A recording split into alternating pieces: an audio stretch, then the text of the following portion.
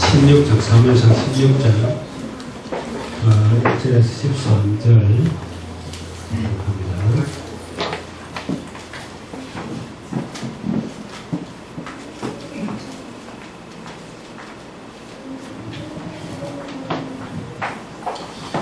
너무 기니까 다 읽지 말고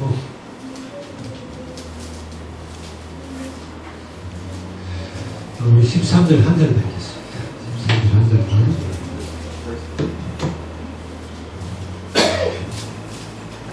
다 찾았죠? 같이 읽습니다. 시작. 사무엘이 기름 불병을 가져다가 그의 형제 중에서 그에게 배웠더니 이날 이후로 다윗이 여호와의 크게 감동되니라. 사무엘이 떠나서 라마로 가니라. 아멘. 사무엘상을 우리가 보고 있습니다. 이번 달에는 사무엘상을 보고 있는데 사무엘상에는 크게 세 인물이 나오죠. 첫 번째는 사무엘이 나오고, 그리고 사울이 나오고, 다윗이 나와요. 사무엘상은 사울이 죽는 것까지가 사무엘상으로 마감을 하고, 사무엘 하는 다윗 왕에 대해서 쭉 나옵니다. 그런데 사무엘과 다윗이 어떻게 하나님께 그렇게 응답을 받을 수 있었을까? 복음이 없던 그 시대에 어떻게 이들이 언약의 바통을 이어갈 수가 있었을까? 이런 것들을 우리가 좀 살펴봐야 돼요. 그때는 지금이나 마찬가지입니다. 항상 마찬가지인데, 우리가 얼마나 언약, 다른 걸로 말하면 복음이죠. 복음을 우리가 굳게 잡고 있느냐 하는 거예요. 언약을, 하나님의 약속의 말씀을 얼마나 바르게 붙드느냐, 이게 굉장히 중요합니다. 하나님의 말씀이 곧 하나님이다. 성경에 그렇게 되어 있죠. 그죠? 우리는 항상 그걸 명심해야 돼요. 하나님을 알 수 없는데 하나님을 어떻게 알아요? 말씀을 통해서 합니다. 하나님의 계획과 하나님의 뜻을 어떻게 알아요? 하나님의 말씀에서 다 말하고 있어요. 그래서 말씀이 곧 하나님이다. 그렇게 말했고, 그래서 그 말씀은 단순한 글자가 아니라 하나님의 말씀은 살았고, 요즘 활력이 있으라고 부르게 됩니다. 옛날에 운동력이 있어. 좌우의 날씨는 어떤 것보다도 예리하여 우리 영과 혼과 육, 감명과 골수를 찔러 쪼개기까지 한다. 하나님의 말씀은 살아있는 하나님이고 보이지 않는 하나님이다 하는 걸 우리가 알아야 되기 때문에 우리가 항상 하나님 말씀을 붙드는 게 굉장히 중요해요. 여러분들이 주일날 예배 드렸다. 근데 예배 드리면서 설교를 듣고 예배당 나서면서 무슨 성경 제목도 잊어버리고 이러면은 그건 예배 드릴 이유가 없는 거예요. 그러니까 예배 드리는 것은 한 주간 동안에 하나님이 그 시간표에 맞는, 그리고 그 환경에 맞는, 거기 모인 대중들에게 하나님이 그 주에 주신 레마의 말씀을 주신 거예요. 성경은 보편적 하나님의 말씀이죠. 로고스라고 그러죠. 그러나 강단을 통해서 주는 것은 그 시간표에, 그 시대에 복이 모인 사람들에게 맞는 메시지를 하나님이 그때 주는 거예요. 그래서 이걸 우리가 하나님의 말씀으로 받아야 되기 때문에 예배를 드리는 거예요. 근데 예배 드리고 나서 설교도 잊어버리고 그렇게 되면 언약을 놓치게 된다. 그건 안 되죠. 그래서 메시지 할 때 늘 이렇게 받아 쓰는 건 굉장히 중요하고, 그걸 한 주간 동안 거기서 기도 제목을 끌어내고 그걸 잡고 기도하면서 말씀이 어떻게 성취되는가를 우리 삶 속에서 확인하는 거예요. 이게 너무너무 중요하다.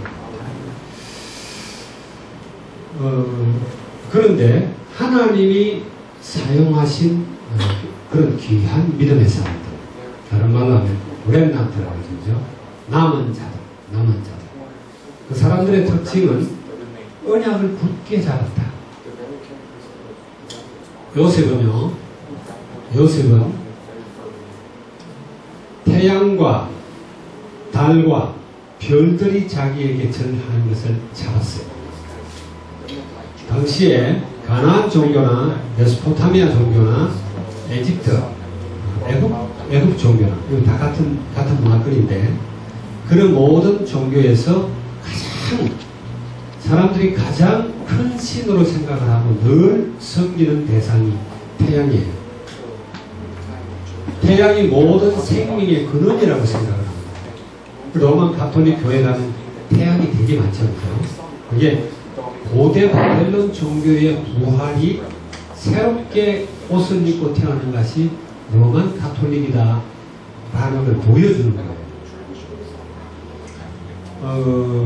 그런데 그런 모든 고대 종교부터 지금 아직까지도 태양을 하나의 신성시하고 그리고 그런 어떤 우상 중에서 가장 강하고 힘과 능력이 있는 거예요. 그런 구체적인 표현을 안 해도 이럴 때면 해 뜨고 그러면 막 바닷가 가서 태양한테 절하고 그죠? 보름달도 달한테 절하고 이게 인간 속에 그런 것들이 내재되어 있는 것인데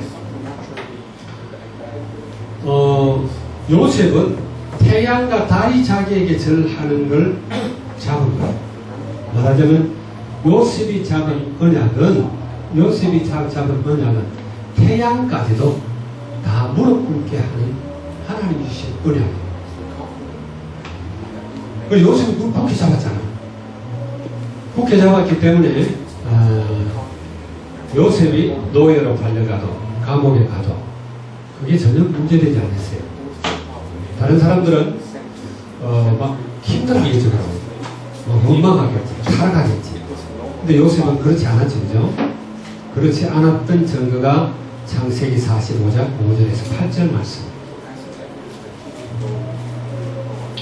그래서 형들을 보고 형들이 나를 팔았으므로 원망하지 마소서.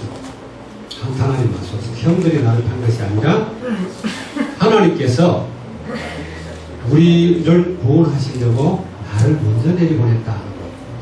그 말씀을 우리가 봐서 요셉은 언약을 굳게 잡았구나. 하나님의 약속을 굳게 잡았구나. 다른 말로 하면 언약의 핵심은 복음입니다. 복음은 굳게 잡는 거예요. 이 사람들의 특징은 그래요. 그 다음에 그 언약을 잡고 기도했다. 여러분들도 기도만 하면 똑같아요. 우리는 똑같은 바울이나 베드로나 나나 다 하나님의 자녀. 그리고 그 이름으로 기도할 때 응답받는 건 똑같습니다. 중요한 것은 내가 그 언약을 얼마나 굳게 잡고 얼마나 기도 속으로 들어가는지인데 그게 없었다는 거예요. 그리고 그것은 위에서부터 주어지는 것이고 누구나 기도하는 보편적인 것인데 개개인에게는 각자에게 주어진 탤런트가 있거든요. 하나님이 70억이면 70억을 다 다르게 만들었어요. 그래 한국 사람들은 옛날에 다 대통령 된다고 다 그러잖아요. 그게 아니라 하나님에게 개인에게 준 것이 있다. 하나님께 영광 돌릴 수 있는 그걸 내가 찾아내는 거예요. 이게 이제 성경에 나오는 그런 믿음의 사람들입니다. 그래서 우리가 이제 오늘은 사무엘에 대해서 사무엘의 지도자 시절을 그랬는데 지난주 우리가 사무엘 어린 시절을 안 봤어요. 안 봤는데 사무엘은 특히 어릴 때 젖을 떼자마자 성전에서 나타났어. 그 한나가 기도했죠, 그죠? 한나가 처음에는 한 맺혀서 기도했어. 한 맺혀서 자기는 아이를 안 주니까 본인 나는 애를 잘 놓는데 자기는 애를 못 놓으니까 그래 막 본인 나가 키를 채운단 말이에요. 한나 보고 웃지 마세요. 그래 한나가 한이 맺혀서 기도했는데 기도 제목이 바뀐 거예요. 단순한 아이가 아니라 정말 하나님께 바쳐진 이 하나님의 언약의 복음을 이스라엘의 힘을 그런 사람을 만들겠다라고 기도했어요. 그렇게 기도했더니 하나님이 한나의 기도 응답을 들으시고 그 아이만 준 것이 아니라 그 뒤에 아들 셋과 딸 둘을 또 줬어. 자, 그랬는데 그때 하나님 앞에 서약하기는 어떻게 했냐? 만약 내게 아이를 주면은, 사내 아이를 주면은 이 아이를 하나님께 완전히 드리겠습니다. 머리에 삭도도 되지 않겠습니다. 그래서 젖을 떼자마자 아이를, 요즘 젖 얼마나 많이 빼나? 1년이면 빼죠, 그죠? 아니면 뭐 옛날 같으면 한 3년 먹였는지 모르겠어요. 동생 태어나면 젖 떼야지, 어쨌든. 그래야 되잖아. 그러니까 젖 떼자마자 성전에 나타났단 말이에요. 완전히 그냥 엄마로부터 떨어져 있었어. 그러니까 그 사무엘의 어린 시절의 가정 환경을 보면은 행복했던 가정 생활이 아니야. 여자 둘이서, 엄마 둘이서 막 싸우고 그런 어려운 그런 환경 속에 있었고, 또 그러면서 이 사무엘은 홀로 서기를 했고, 이게 지금 우리 여러분들이 다 배워야 되죠. 홀로 서기를. 여러분들은 다행히 부모를 떠나서 필리핀에 와 있다 보니까 그런 것들을 좀 배워나가는 거예요. 옛날에 목사님이 태어난 그럴 때는 그냥 생기는 대로 놓은 거예요, 아이를. 그러다 보니까 부모님이 보호해 준다기보다 스스로 알아서 살아남지 않으면 안 돼. 위에 형이 눌러지, 밑에 동생이 쟁쟁거리지, 대들지. 그렇죠, 그죠? 빵 한 개가 있으면 빵 한 개 있다고 내가 다 먹어버리면 난리나 형한테 두드려 맞고, 동생이 막 울고 불고 난리치지. 그러니까 나눠 먹어야 돼. 근데 요즘 아이들은 하나님 둘을 놓다 보니까 완전히 부모님들도 다 그 아이 하나만을 위해서 이렇게 하다 보니까 아이가 홀로 서기를 할 수 없는 아이로 만들어요. 그리고 지극히 나약한 아이로 만들어요. 그러니까 여러분들도 알게 모르게 그렇게 약해 있는 거예요. 근데 필리핀에 와 있으면서 많이 좋아졌죠, 그죠? 목사님도 지금 7남매 목사님, 위에 형님 2분, 누님 1분, 밑에 동생, 남동생 2, 여자동생 1. 7남매 중에 내가 가운데인데, 그게 전부냐? 아니요. 내 위에 바로 죽었어. 내 밑에 또 하나 죽었어, 바로. 그러니까 많이 놓은 거지, 그지? 많이 놓은 거야. 옛날에는 그랬어요. 홍역이 동네 한번 오면은, 홍역이 오면은 동네 아이들 절반을 썰어가고 그랬어. 그래서 산에나 냇가에 가면은 돌무덤 있어요, 돌무덤. 아이들은 흙으로 이렇게 무덤을 안 하고, 항아리나 대바구니 속에다 집어넣어가지고, 땅을 안 파고 그냥 놔놓는 거에 놔놓고 그 위에 돌로 쌓이게 돼. 조산이라고 해. 너무너무 많았어요, 옛날에. 그래가지고 이제 스스로 알아 살아남아야 돼. 부모들이 엄마가 밥 해야지, 빨래 해야지, 밥 내야지. 아야를 돌볼 시간이 없어. 그러다 보니까 옛날 사람들은 태어나면서부터 자라면서 사회성이 상당히 발달되어 있었어요. 근데 요즘 여러분들 그러지 못하더라고요. 어쨌든 홀로 서기라는 거 이거 여러분들 홀로 서는 게 아니죠, 그죠? 우리는 언약이 있기 때문에 복음 붙들고 하나님과 함께하는 이 훈련이 굉장히 중요하다. 사무엘은 어릴 때부터 성전에 그냥 던져놓은 거예요. 접대자마자. 거기서 하나님과 함께하는 훈련을 철저하게 받았죠. 사무엘상 3장 1절에 보게 되면 뭐라고 그러냐면 그때는 하나님의 말씀이 아주 희미했다 그렇게 돼 있어요. 이제 보면은 여호와의 말씀이 희귀하여 이상이 흔히 보이지 않았다. 그런 시대에 사무엘은 어릴 때부터 성전에 있으면서 하나님께 기도하고 하나님 말씀 붙잡는 훈련을 했어요. 그래서 이게 요즘도 여러분들에게 필요합니다. 하나님 말씀 붙들고 하나님과 함께하는 이 생각. 나는 어린데 여러분 영혼은 어린 게 없어요. 영혼은 어리지 않습니다. 늘 이야기하지만 마음도 어린 게 아니에요. 여러분이 스스로 어리다고 생각해서 어린 것 뿐이에요. 마음은 나이가 든다고 성장하는 게 아니에요. 정신세계는 우리가 나이가 들고 막 그거 한다고 정신세계가 성장하는 거 아니에요. 마음이 넓고 그런 거 아니에요. 어릴 때부터 병든 사람도 있고 나이 들어 병드는 사람도 있고 내가 어떤 책을 보고 뭘 들었고 뭘 만졌고 뭘 느꼈느냐 이런 것들이 내 정신세계를 만들어 나가잖아요. 그죠? 근데 나이가 들어도 그게 굉장히 어린 사람이죠. 특히 영혼은 그래요. 어려도 복음을 알고 예수 그리스도를 나의 주인으로 왕으로 영접하면은 하나님의 자녀가 되고 그리고 영적인 것을 알아간단 말이에요. 그러나 70이 되고 80이 돼도 이제 예수 영접하면은 영적으로는 굉장히 어린 거예요. 여러분들이 어리다 생각하지 마. 한번 이야기합시다. 나는 어리지 않다. 자꾸 어리다고 생각하면 엄마한테 기다리려고 그러고 아빠한테 기다리려고 그러지 말고 하나님 붙잡는 연습을 하란 말이에요. 아멘? 어린 거 아니에요. 스펄전 목사님이라고 있어요. 그분은 16살 때 선교를 시작했습니다. 21살 때 영국의 대형 교회 담임 목사를 했어요. 70, 80대 노인들이 목사님하고 그랬어요. 그건 나이 어린 거하고 상관이 없는 거예요. 맞아요? 조나단 에드워드 목사님이라고 있어요. 18세기 미국 영적 대각성을 일으켰던 그 목사. 16살 때 세계를 깜짝 놀라게 하는 그런 본문을 발표했어요. 존 칼빈이라고 많이 들어봤죠, 그죠? 존 칼빈은 25살 때 기독교 강론하는 걸 썼어. 지금도 그걸 연구해서 박사학위 받는 사람이 엄청 많아. 우리가 스스로 어리다고 생각하면 어릴 뿐이에요. 그런데 여러분 어리지 않아요. 영적으로는 여러분들이 얼마든지 성숙할 수가 있어요. 그래서 이렇게 말씀이 희귀한 시절의 사무엘은 성전에서 하나님의 음성을 들었어요. 엘리 제사장은 캄캄해서 아무것도 못 듣고 있는데 여러분이 홀로 서는데 어떻게 홀로 선다? 하나님과 함께하는 이 훈련을 지금부터 해요.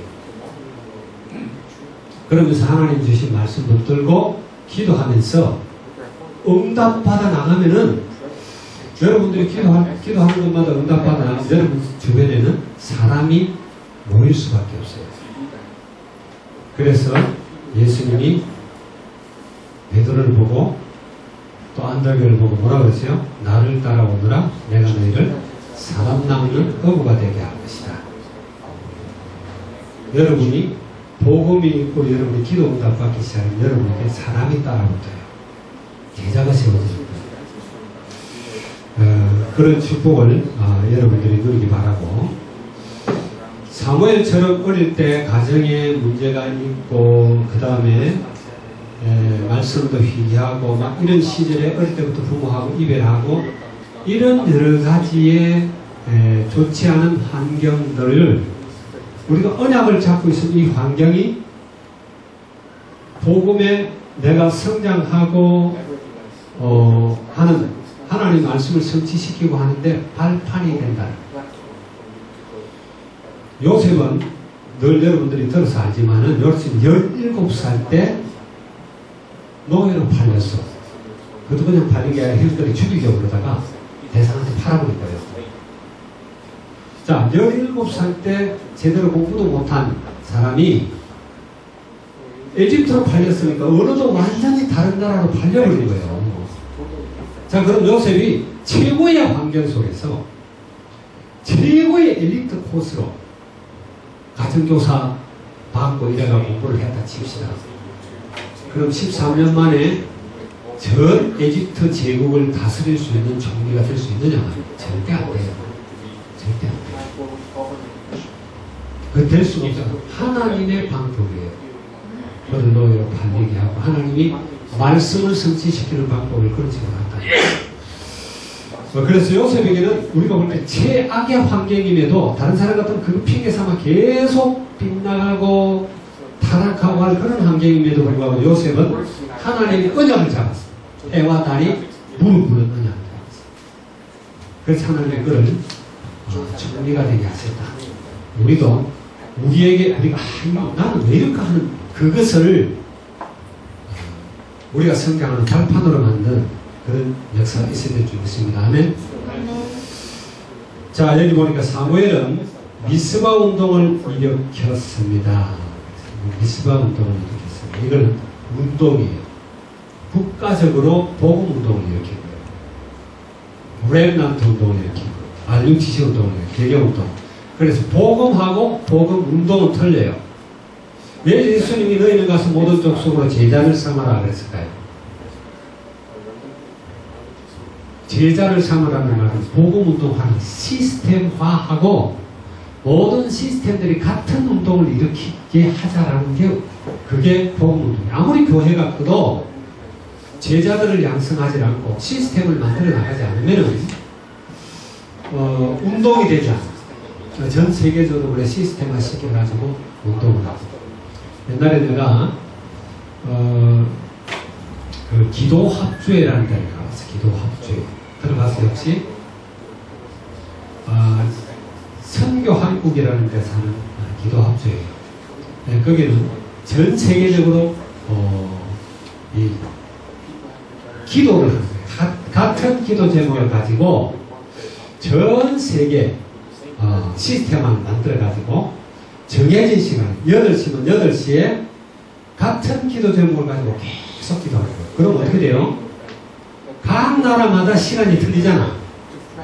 같은 8시라도 24시간 기도가 되는 거예요. 한 기도 제목을 가지고. 그러니까 오케스트라처럼 그렇게 기도회를 그렇게 이끌어 나가는 건데 그런 운동을 사무엘이 일으켰다 하는 거예요. 참 대단하죠. 그죠? 그리고 사무엘은 영적인 힘을 가졌습니다. 영적인 힘을 가졌습니다. 사무엘 7장 10절에 보면 사무엘이 4년 동안에 전쟁이 없었다.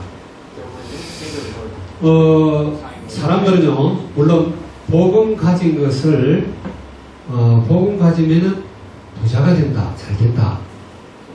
그렇게 보통 이야기하면 그걸 기복신앙이에요. 예수 믿으면은 복 받는다는 걸 물질하고 이렇게 연결을 시키고 이렇게 하는 거는 혹은 또 내가 막 성공하고 진급하고 이런 것들을 기복신앙이라고.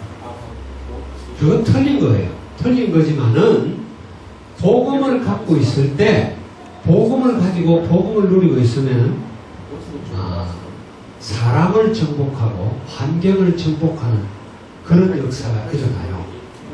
말하면 거기에는 우리가 말하는 기복에서 이야기하는 그런 것까지도 따라오게 돼요. 따라오게 돼요. 아까도 이야기했지만 요셉이라든지 모세라든지 다 마찬가지예요. 우리가 정말 복음을 누리고 있으면 모든 것을 정복하는 역사가 일어나게 된다. 그래서 성경에 보면 복음 누리는 사람이 가난하다. 그런 사람은 없어요. 아브라함은 엄청나게 부자였죠. 그죠? 가벤만 집에 자기를 호위하고 집안을 지키는 병사만 318명. 그래가지고 5개 연합국이 패배한 것을 가서 아브라함이 구해와요. 연합국보다도 셌어. 이삭은 어땠어요? 한 해 100배의 수익을 올렸고 굉장히 물질적으로 복을 받았죠. 그러나 그 물질을 따라가는 것은 옳은 게 아니에요. 그래서 우리가 성경 전체를 보게 되면은 복음을 가지고 있으면은 물질 세계도 정복한다는 걸 알 수가 있어요. 하나님이 사무엘에게 복을 줘서 사무엘이 사사로 있는 동안에는 전쟁이 없었다. 그 말은 그만큼 강했다라는 거예요. 다윗이 언약을 누리고 있을 때 이스라엘은 전 세계 그 근동지방에서 가장 강한 나라였어요. 맞습니까? 솔로몬이 엄청나게 강했는데 솔로몬이 우상숭배하면서 무너지기 시작했어요. 그 아들에 가서 르호보암, 여로보암 남북으로 막 나뉘게 되고 이런 문제들이 생기죠. 그리고 우리가 세계 역사를 봐도 세계 역사를 지금 봐도 이 유럽은 이제 막 가톨릭 세계였으니까 가톨릭 세계인데 유럽의 국가가 하나하나 형성되기 시작한 것은 거의 종교 개혁 시대 그 이후라고 봐도 돼요. 그전에는 그냥 신성 로마 제국 그러고 프랑스라든지 이태리 같은 나라가 강한 나라고 스페인이 강한 나라임에도 어떤 나라가 이렇게 확정되지 않았는데 그 이후부터 조그만 나라들이 이제 하나하나 나뉘게 되고 이렇게 돼요. 그런데 한때 네덜란드라는 나라는 굉장히 작은 나라예요. 바닷가에 있고 나라의 땅의 3분의 1이 해수보다 낮아요. 그런 조그만 나라인데 그 나라에서 복음도 막 일어나요.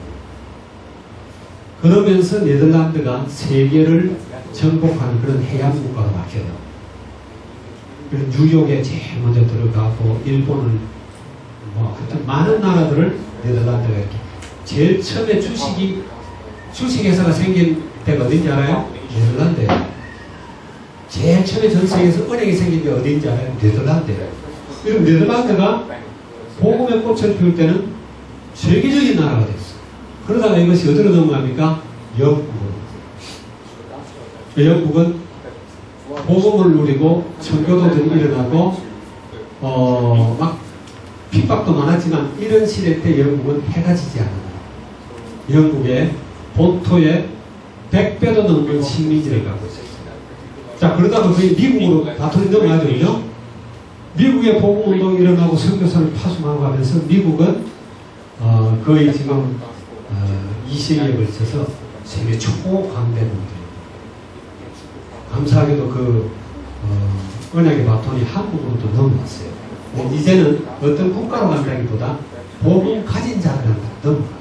우리가 잘 알아야 되는 것은요, 언약을 누리고 정말 응답받아 가면은 모든 환경이나 그 주변을 다 정복한다. 근데 잘못하면은 이제 사사기 같은 데 보게 되면은 물질적으로 부유하게 되면은 사람들이 고만 하나님을 떠나요. 그렇게 되면은 우상 숭배하게 되고, 이렇게 되면은 옆에 있던 나라가 이스라엘을 지배하게 돼요. 지배해가지고 너무 어렵고 고통스러우면 그때서야 하나님을 자꾸 부르짖어요. 그럼 하나님이 사사를 보내요. 사사를 보내가지고 다시 그게 회복되고 또 부흥되게 되고 또 타락해. 이게 뱅글뱅글 돌아 7번을 똑같이. 신명기에 보게 되면요, 신명기 28장은 축복장이라고 하는데 그건 잘못 이야기합니다. 신명기 1장 1절에서 14절까지는 하나님의 율법을 잘 지키는 사람에게는 이러한 축복을 주겠다. 뜻관주까지 복 주겠다. 들어가도 복을 받고 나가도 복을 받고 들어놓으나 앉으나 다 복 받는다. 그랬는데 15절부터 68절까지가 그 마지막까지는 지키지 않을 때 일어나는 저주에 대해서 쭉 이야기합니다. 그러면 사람들이 잘못 생각하기를 하나님을 잘 믿으면 부자가 되고 물질적으로 번성하는구나, 그렇게 판단을 할 수 있어요. 그렇게 되면 어떻게 돼요? 우리가 물질을 따라가게 되고 물질을 숭배하게 돼요. 예수님의 벽에 대해서 경계를 해주죠.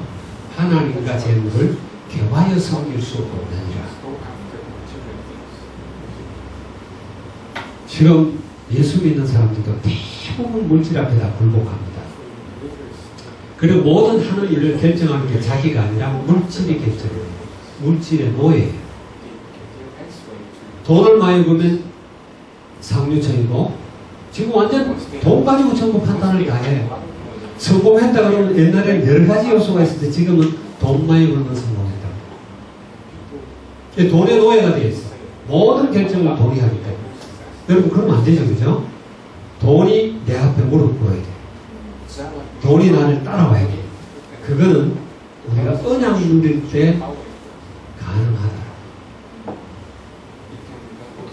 그래서 여기 사무엘은 영적인 힘을 가졌다라는 거 여러분 잘 알고, 여러분 영적인 힘을 갖고 있을 때 전쟁도 안 일어날 뿐만 아니라 물질뿐만 아니라 모든 것을 우리가 정복할 수 있다는 거죠.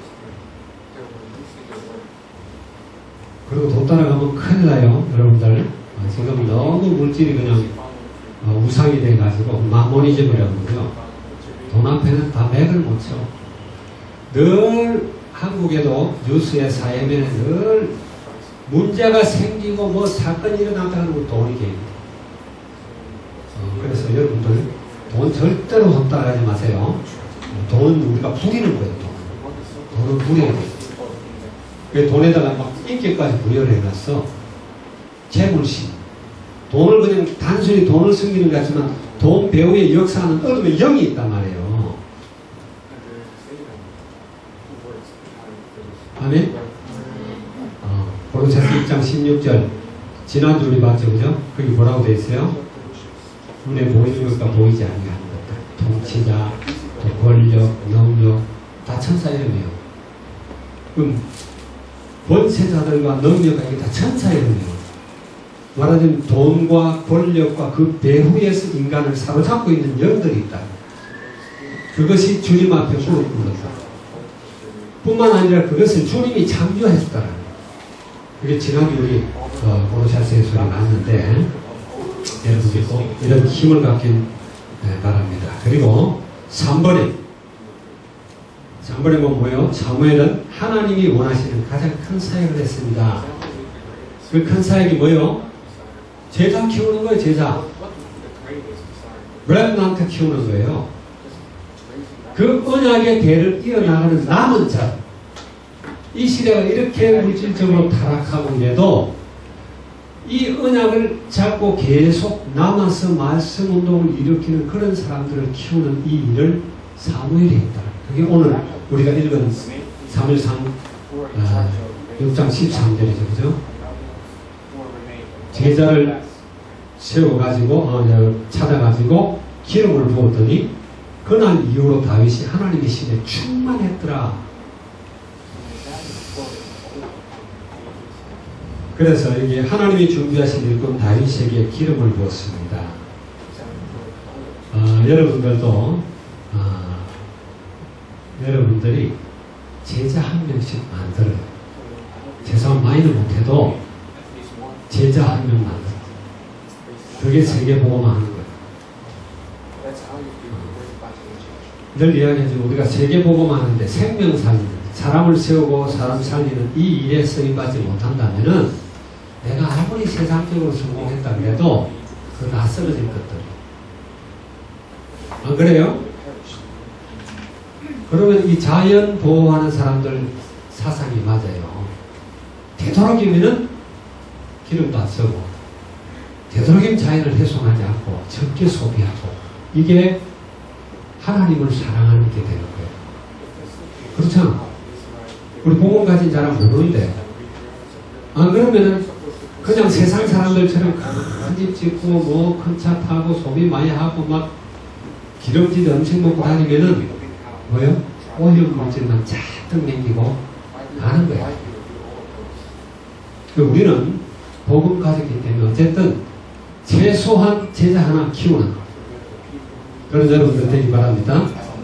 이게 사무엘을 통해서 하나님이 남기신 그런 교훈 중에 하나요. 성령 충만한 다윗이 숨을 닫힌 다윗 이야기입니다. 사울에게 붙었던 악신이 떠나갔습니다. 성령 충만한 사람이 찬양하면 악신이 무너져요.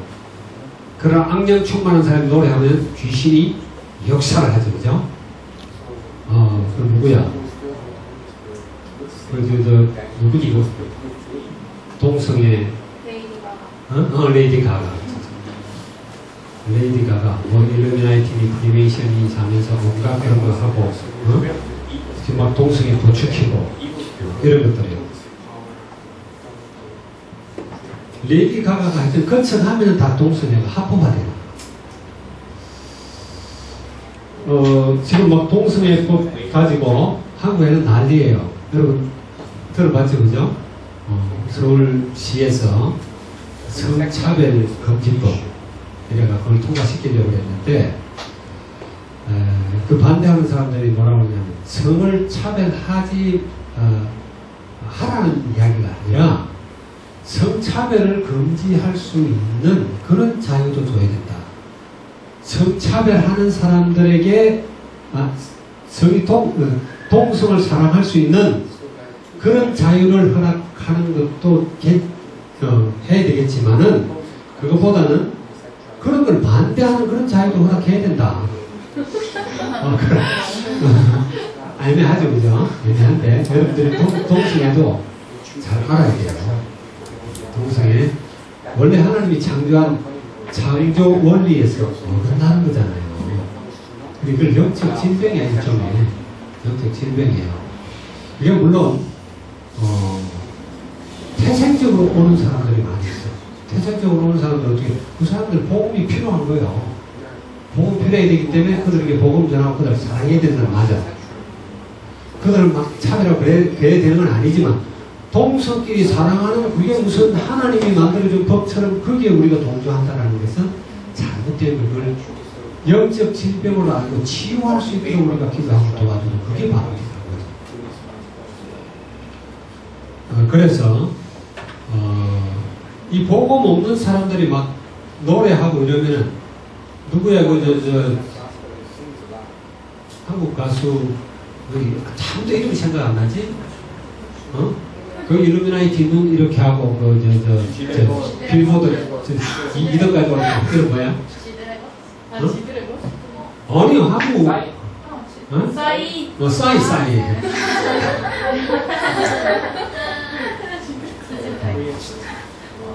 눈에 보이지 않는 흑암에게 잘 사용되는 사람들입니다. 본인이 믿든 안 믿든 간에 싸이.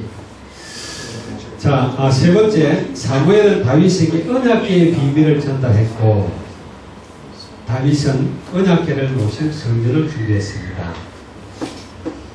자, 언약궤를 모실 성전을 다윗이 준비했다. 이거는 어마어마한 사건이에요. 역사 이래 최초로 지어지는 성전, 이걸 누가 준비했냐? 다윗이 준비했다. 지금 이스라엘에서는 난리가 나는 게 지금 뭐가 있냐면 우리가 잘 주시해서 봐야 될 게 뭐가 있냐면은 제1성전이 솔로몬이 진 거죠. 그죠? 다윗이 다 준비하는 재료를 가지고 솔로몬이 지었어요.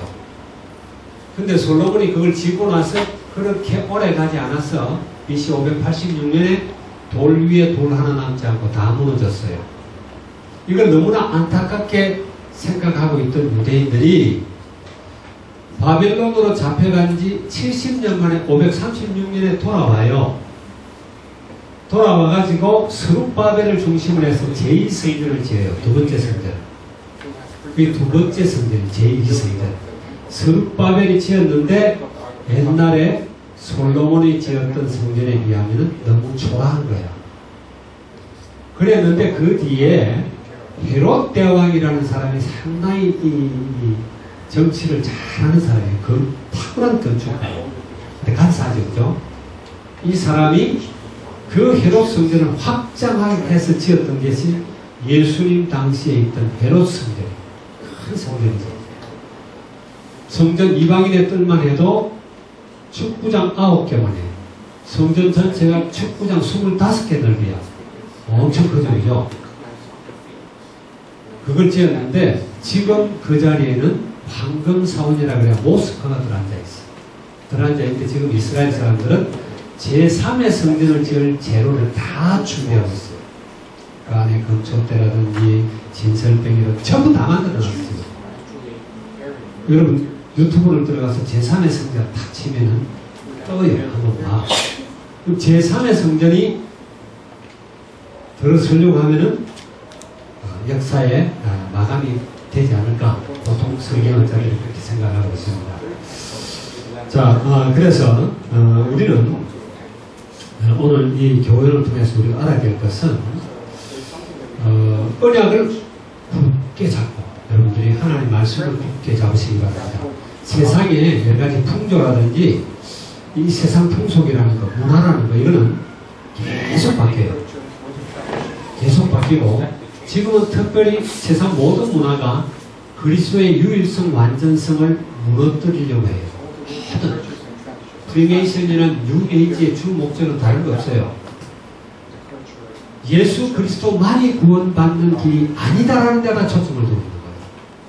이 사람들은 항상 평화, 그 다음에 화합, 일치, 이런 에큐메니즘 같은 걸 벌리면서 우리 너도 나도 하나하고 우리 사랑하자 서로 평화를 누리자 이러면서 뭘 이야기하냐. 평화를 누리면 어떻게 돼요? 너 화합한다라는 건 뭐예요? 이 사람들은 진리 비진리 없이 화합하자는 거예요. 근데 우리는 절대 그러면 안 되는 거죠. 진리는 비진리와 화합할 수가 없어요. 빛이 어둠과 섞일 수가 없어요.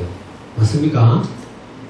손을 잡는 거는 좋은데 사단과 손잡을 수 없는 거예요. 이상한 그림을 부르짖는 사람들은 예수님이 사단을 무척 사랑한 것처럼 이야기를 해. 예수님이 사단을 사랑할 수 있습니까? 없어요. 본질적으로 다른 거예요. 그래서 그렇게 하면서 유일이라는 것, 절대라는 것, 완전이라는 것, 전통이라는 걸 못 쓰게 합니다. 지금 문화는. 그게 뉴에이지입니다. 절대 이런 유일한 걸 이야기 못하게 해요. 전부 상대예요. 그래서 틀렸다, 틀린 게 아니라 다르다라고 이야기해요. 다르다. 옳고 그름의 판단도 옛날에는 하나님의 말씀을 캐논이라고 그래. 하나님의 말씀에 비춰서 아니면 아닌 거예요. 그게 성경이 가르치는 것인데 사단은 어떻게 가르치냐? 그게 맞고 저거는 틀리고 그게 아니라 서로 다른 것입니다. 이 생각이 옳다라는 거야. 니는 이 생각이고 너는 이 생각이 옳고 다 하나 돼야 됩니다. 아까도 이야기했지만은 예배 시간에도 이야기했지만 온 만물 속에 하나님의 영이 다 있다라고 그래. 이게 처음부터 창세기 3장에서 사단의 말이에요. 속으면 안 돼요. 자, 그래서 여러분들이 언약 굳게 잡고 기도하면서 여러분 속에 하나님이신 탤런트를 키워나가라. 전문성을 키워나가라. 그래서 세계를 정복하는 그런 여러분들 되기를 주의 이름으로 축원합니다. 기도하겠습니다. 참 좋으신 주님 감사합니다. 사무엘의 지도자 시절이라는 제목으로 말씀을 나눴습니다. 여기 있는 하나님의 자녀들을 축복하시고 이들이 정말 이 시대에 하나님이 주신 말씀을 굳게 잡고 하나님 그 말씀 붙들고 기도하며 응답받도록 축복하십니다. 하나님이 나를 통한 계획이 무엇인지 하나님이 내게 주신 탤런트는 무엇인지 이것을 발전시키며 하나님의 영광을 드러내고 하나님의 나라를 확장하는 일에 쓰임받는 모두가 되도록 축복하시옵소서. 예수 그리스도의 이름으로 감사하며 기도합니다. 아멘.